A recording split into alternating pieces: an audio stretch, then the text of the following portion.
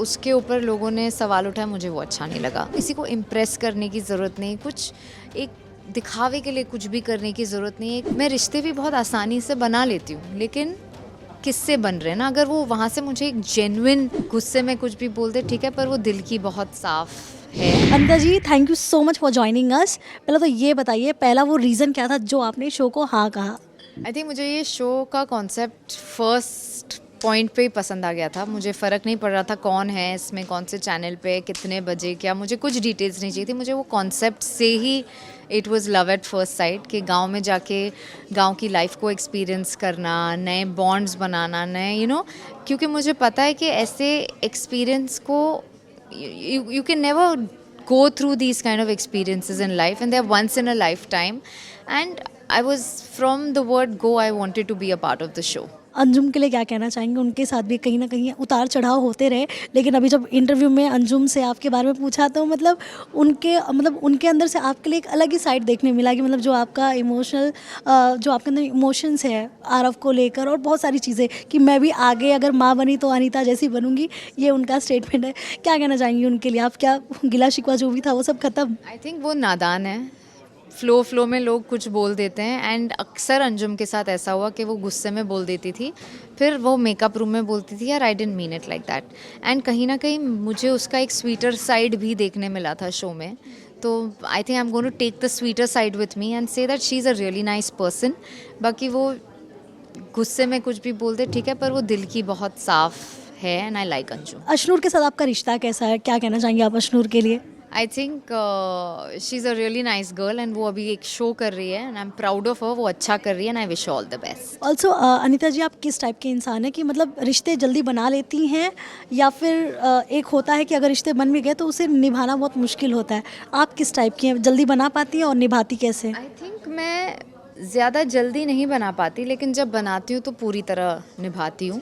लेकिन क्योंकि ये शो का कॉन्सेप्ट ही था कि you have to make bonds, तो उस ओपन माइंड के साथ मैं गई थी। एंड ऑल्सो गांव के लोग इतने इनोसेंट होते हैं, इतने प्यारे होते हैं, इतने खुले दिल के होते हैं कि उनके साथ एक रिश्ता बनाना बहुत आसान है, क्योंकि वो बहुत लाइक मुझे अभी भी याद है कि आप किसी के भी घर में जाओ ना, आप बैठ के बातें करो तो वो आपको अपनी पूरी लाइफ हिस्ट्री बता देंगे बिना झिझक के, विदाउट हेजिटेंस, पॉजिटिवली। चाहे वो लाइफ का एक अच्छी एक्सपीरियंस हो या बुरा हो, लाइक दे, अगर उन्हें रोने का if you feel like crying, वो रो देते हैं। हम क्या, यहाँ के लोग बहुत ऐसे गार्डेड होते हैं, किसी को भी अपने इमोशंस आसानी से नहीं दिखाते। तो मुझे इस शो के ज़रिए एहसास हुआ कि मैं रिश्ते भी बहुत आसानी से बना लेती हूँ, लेकिन किससे बन रहे हैं ना, अगर वो वहाँ से मुझे एक जेन्युइन एक इमोशन नज़र आ रहा है, तो it's easy for me to make a rapport. And एक बार जब मैंने वो रिश्ता बना दिया तो I think for life long मैं निभाती हूँ। अंदर जी, हमेशा मैंने सुना था कि जब एक लेडी माँ बन जाती है ना तो वो बहुत इमोशनल हो जाती है, और आपका हमने हमेशा एक, कहते हैं ना, एकदम स्ट्रेट फॉरवर्ड बात करने वाली और एकदम बिंदास वाली लेडी सुना था हमने। बट जब आप शो में गई ना तो आपको वो इमोशनल साइड भी देखने मिला है, जो रह के किसी की बात लगे तो आँख में आंसू आ जाए, मतलब आपका इमोशनल साइड पूरा ही दिख गया लोगों को। क्या कहना चाहेंगे, आपने खुद में क्या चेंजेस देखे माँ बनने के बाद से? I think definitely it makes you emotional, it makes you emotionally stronger, sometimes weaker. But एक जो contentment वाली जो feeling आती है ना, कि आप अंदर ही अंदर आपको इतनी खुशी महसूस होती है कि आप you're content with yourself, इसलिए आप कुछ भी pretend नहीं करते हो। मुझे ऐसा लगता है कि माँ बनने के बाद आप अपनी ही दुनिया में इतने खुश होते हो कि आपको किसी को impress करने की ज़रूरत नहीं, कुछ एक दिखावे के लिए कुछ भी करने की ज़रूरत नहीं है। वो एक एटीट्यूड आ जाता है, क्योंकि आपको लगता है आपने सब दुनिया में देख लिया है, कर लिया। तो आई थिंक वो एक मुझे मदरहुड से एक चीज़ मिली, where I was myself, and I didn't want to do anything to impress anybody. I was doing what I was doing for myself. I wanted Aarav to be proud of me, I wanted to give my 100%। मेरा focus बस यही था कि किसी को खुश रखने के लिए कुछ नहीं बोलना, किसी को दुखी करने के लिए कुछ नहीं बोलना। जो मुझे जैसा महसूस हुआ शो में, आई think I have done that, and I think that personality of mine ज़्यादा बाहर आई है आफ्टर बिकमिंग अ मदर। जब आप वहाँ शो में थी, वहाँ पे मतलब आपको टास्क परफॉर्म करना था, बहुत सारी चीज़ें थी, but back of the mind बहुत कुछ चल रहा होगा आपके आरव को लेकर, स्पेशली क्योंकि आप पहली बार आरव को इतने दिनों के लिए छोड़कर गई थी। क्या वो चीज़ें थी आरव की सबसे ज़्यादा आपको सता रही थी, स्कूल की या खाना खाया नहीं, मतलब क्या? आई थिंक इनिशियली बस ये लग रहा था कि रोहित हैंडल कर पाएगा या नहीं, क्या वो मेरी मदर इन लॉ की बातें सुनेगा या नहीं, क्या वो टाइम पे सब कर रहा है या नहीं। फर्स्ट हफ्ते 10 दिन तक था, लेकिन एक बार मैं वो शो के इसमें घुस गई ना, फिर आई वॉज इन्वेस्टेड, क्योंकि मुझे ये था कि अब जब आरू को छोड़ के आई हूँ तो एटलीस्ट गिव माई 500। तो उसके बाद में मेरा ध्यान सिर्फ शो पे था, टास्क पे होता था। यस, जब घर जाती थी I would miss Aru, but when I was doing a task या कुछ भी शो रिलेटेड मैं कर रही थी ना, तो मेरा वो फुल 500% आई वाज गिविंग।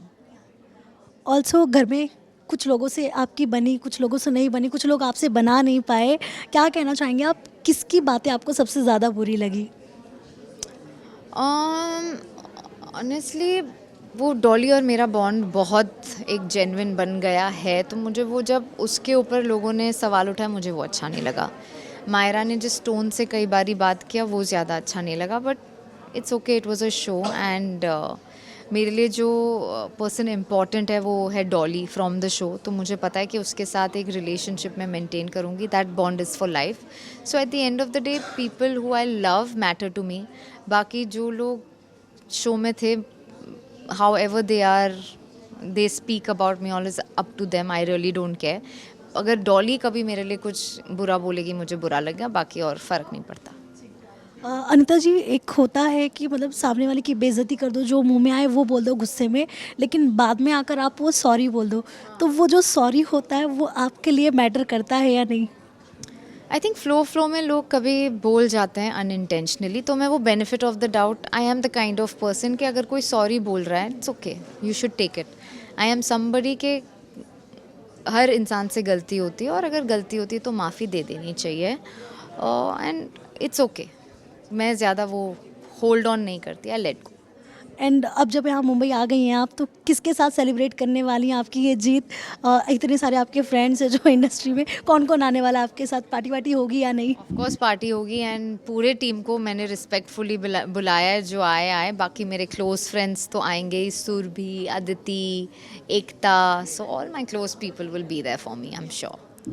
एकता जी के साथ आपका बॉन्ड हमने शुरू से ही देखा है, काफ़ी खास है, बट ये जो आपका इमोशन साइड उन्होंने देखा, जो भी उनको तो खैर सबसे ज़्यादा उनको पता होगा क्योंकि सबसे ज़्यादा वक्त उन्होंने आपके साथ बिताया है, बट उनसे कॉम्प्लीमेंट क्या मिला आपको? आई थिंक वो जब मिलेगी तब देगी, बट अदरवाइज शी इज़, जो ब्रीफली बात हुई, she is super proud of me, and उन्होंने तो ऐसे बोला कि आई न्यू इट कि तू जीत के आएगी। करण पटेल ने भी बोला कि I knew it, so I am surprise कि they thought I am going to win and come. Thank you so much Anita ji. Lastly आपके फैंस के लिए क्या मैसेज देना चाहोगे?